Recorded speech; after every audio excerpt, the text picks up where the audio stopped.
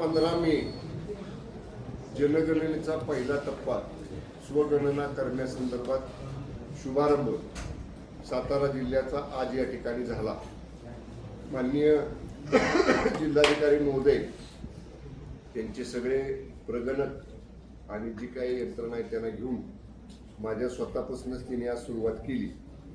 त्यांना स्वतः आज आपलं नाव, फोन नंबर, पत्ता, घराची सगळी माहिती त्या ठिकाणी आपण दिलेली आहे। एक चांगला राज्य सरकारने उपक्रम केलेला आहे आणि 15 दिवसानंतर परत एकदा म्हणजे समजा ते व्हेरिफिकेशनसाठी आपल्याकडे येणार आहेत घरात आणि त्यावेळी जर काय समजा आज भरलेल्या माहितीमध्ये, कारण ती ऑनलाईन माहिती आहे, OTP नंबर लगेच त्याला येतो, त्याचा आपल्याकडे येतो, ती माहिती कन्फर्म सरकारच्या ऑनलाईन ॲपवरती लगेच जाते।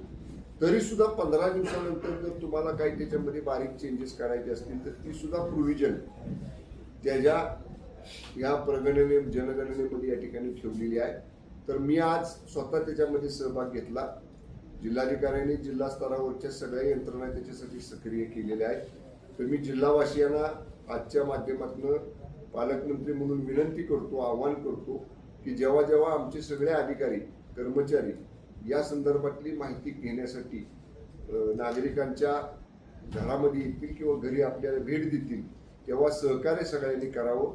हे राष्ट्रहिताचं काम आहे। आपली सगळ्यांची अपडेट माहिती, आधुनिक म्हणजे जी काही अपडेटेड माहिती आहे ती सरकारच्या प्रणालीवर असली पाहिजे।